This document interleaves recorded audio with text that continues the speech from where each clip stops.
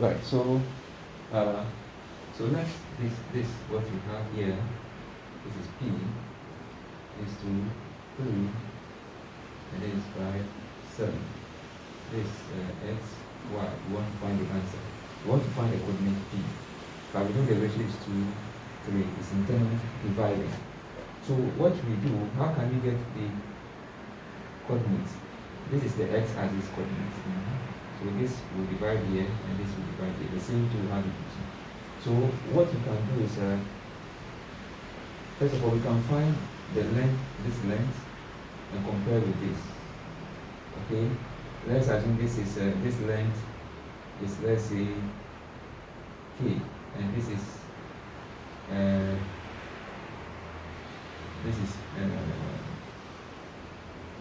g. Then we can see that length g over well, let's say, let me make it this way so that it becomes very simple for us. You can see length g over length k. That's this length g over length k should be equal to, of course, the same thing. This will come here as j here, and this will come here as k here. The same thing. So this should be equal to, we are only working in the x-axis one. In that sense, then we are going to have x here minus our coordinate here, which is 2. Okay, that is x here minus 2 over that. Then we come to the second half. So this will be x here minus 2 will give us this length. Now let's look at the second length here. The second length here on the y, on the x-axis. Then the second length is going to be what? The same value that we have here. Our second length here is going to be our x here minus our. So our x here is what? 5. Our x here is 5 minus our x here, which is what? That. Okay?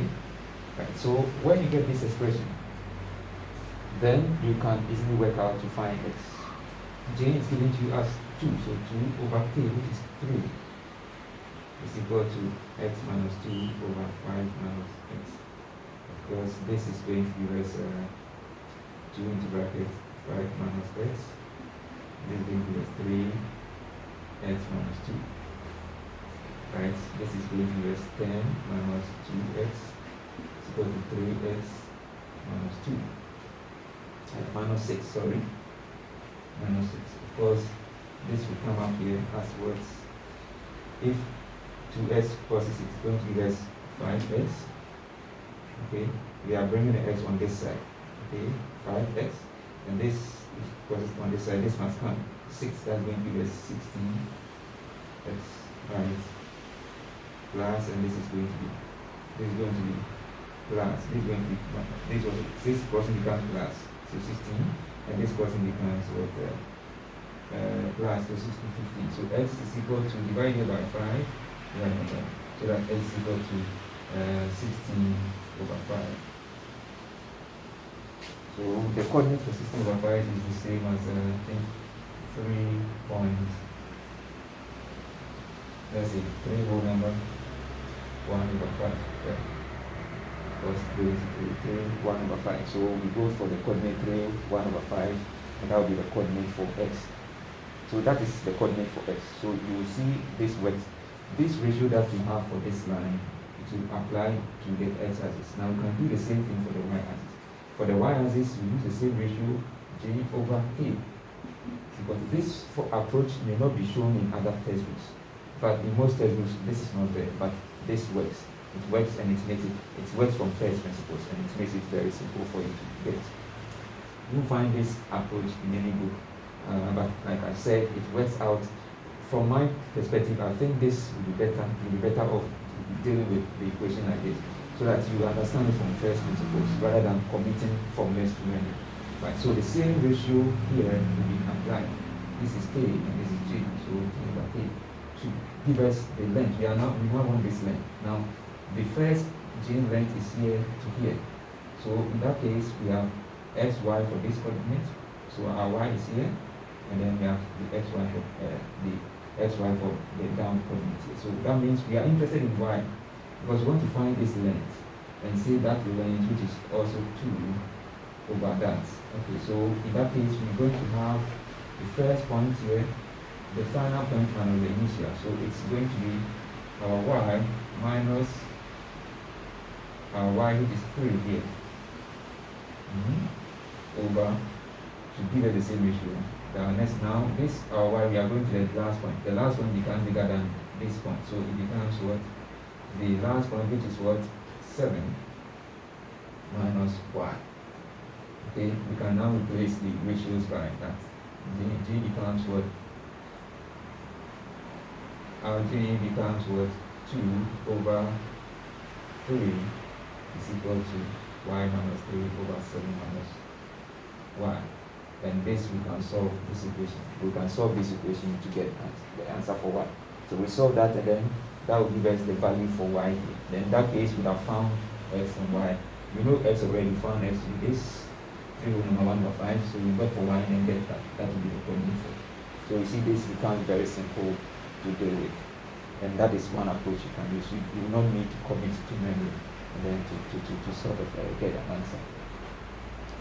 Okay, some formulas we try to make the ratio 1 to another, so that, of course, if you are able to get the formula to find, that's, you just remember the formula and then put it in. But if you understand it from these principles, it will also help you solving other questions which may not demand formulas straight away. Right. So that is the approach.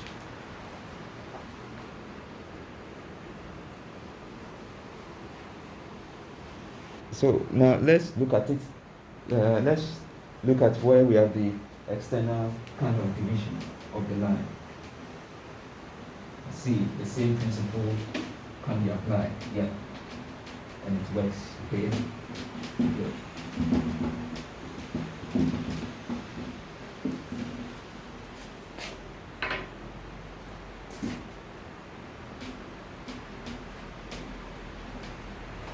So this is it. Let's assume I would prefer to always show on the xy axis so that the points be different. So let's use the same 2, 3 points here, 5, 7 points here. This is our A, this is our B. Now instead of having the line dividing with D internal, it's now external. Let's say P is here. This is P. We want to find the coordinate P. Let's assume here the ratio here, let's say this is 2, and this is, let's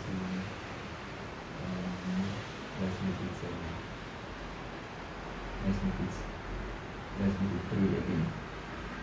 3 again.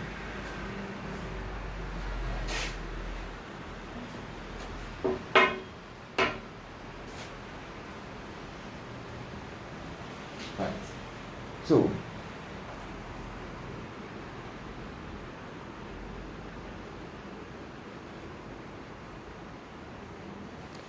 So let's see how it goes. Now this is the point we are interested in. We are saying this line, the point here is what is dividing A and B. That this is an external division.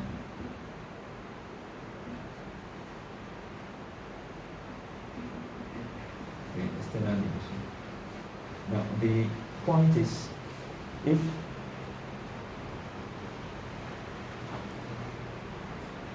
this is the point, that is where we are interested in, then A comes here.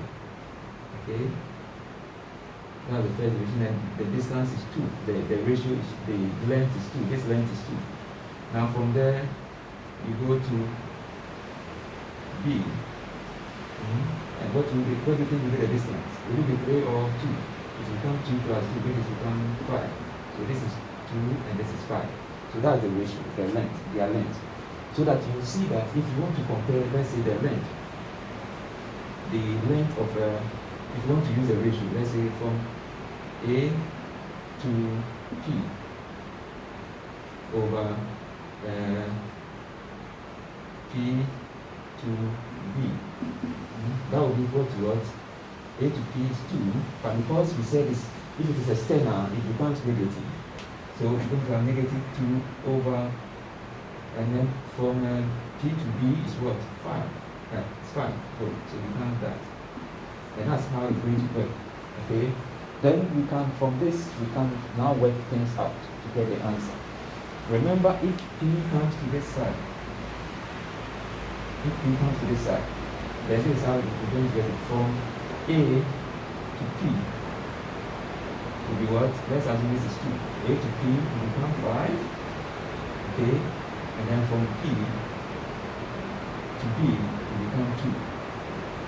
So look at it well. So always arrange them in the way you want, the way you want to solve it, or how the person would have been. So in this kind of expression, A to P over P to B will be equal to what? A to P is 5, but because it's negative, it's external, so it will be negative. So it will be 5 over P to B will become 2. So always make sure they go in that pattern. Once you get the pattern, you're able to solve the question. So when you have this is the expression. We are not dealing with this one. We are looking at P from this one. So let me think of that. So this is what you are doing.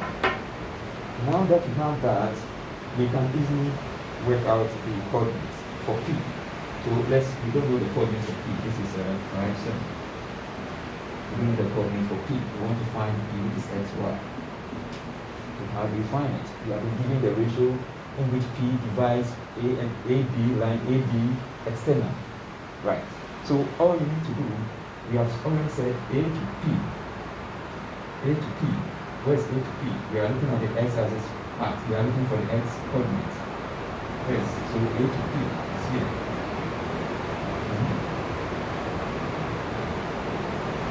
And then we have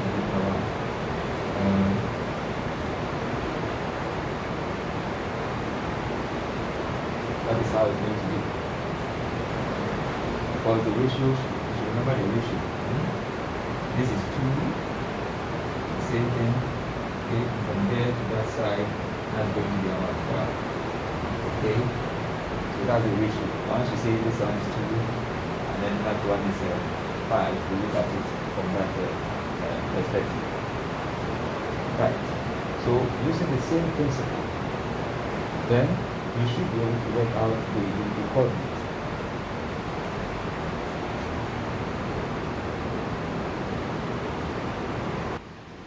Right, now, so like we said, so this is an external division.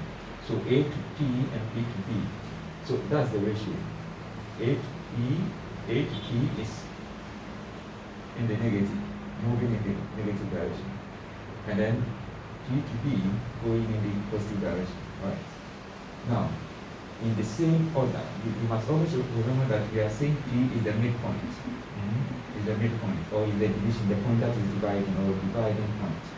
Therefore, P must be maintained. So P is the one between, externally between, which is in inverted commas, externally between inverted commas.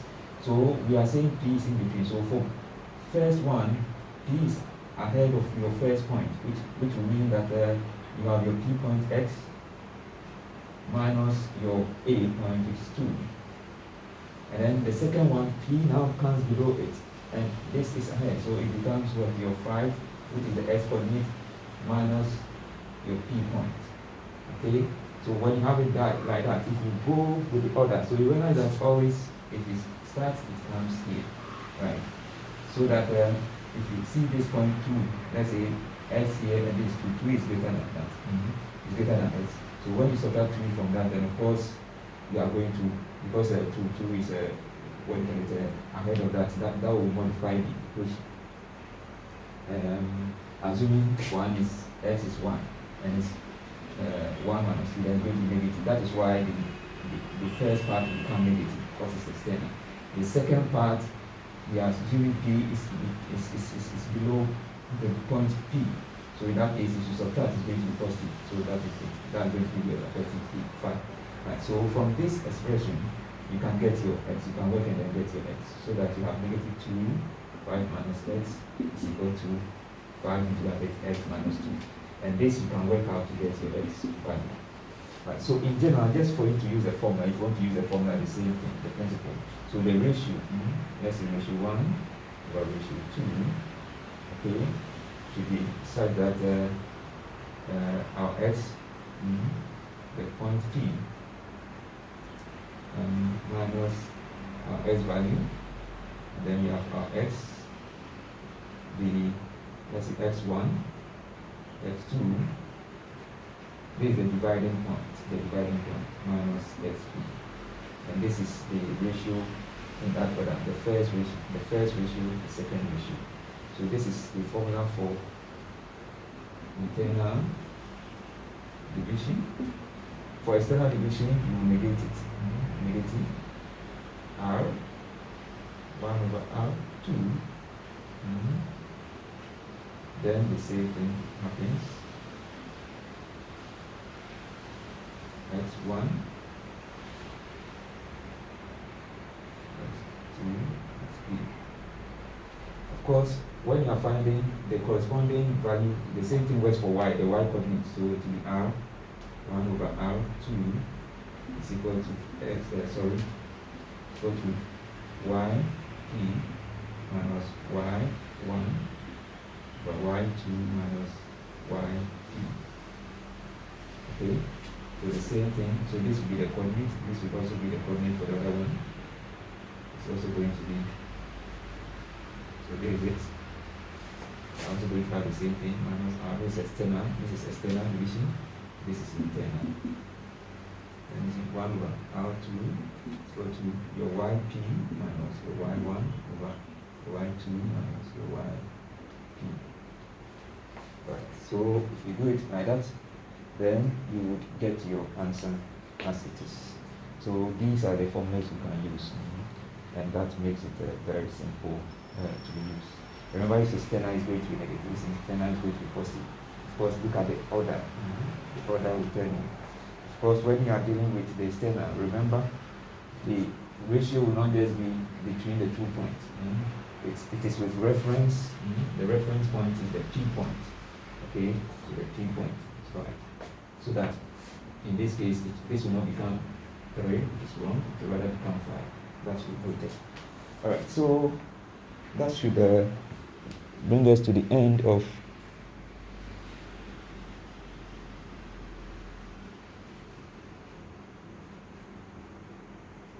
the last bit I want to add will be the when you are given two lines, okay, and then you are told an angle between them. You can ask to find the angle between the two. Okay. So that let's say I'm giving these two lines. This is the angle between them. Okay. Line A and line B. So tan of that theta, of course, you look at that in that sense. Right. So let's say this is it. This is M2, this is M1, the gradient M1, gradient M2. Right, so in that case, what you should have, you should note the coordinate very well.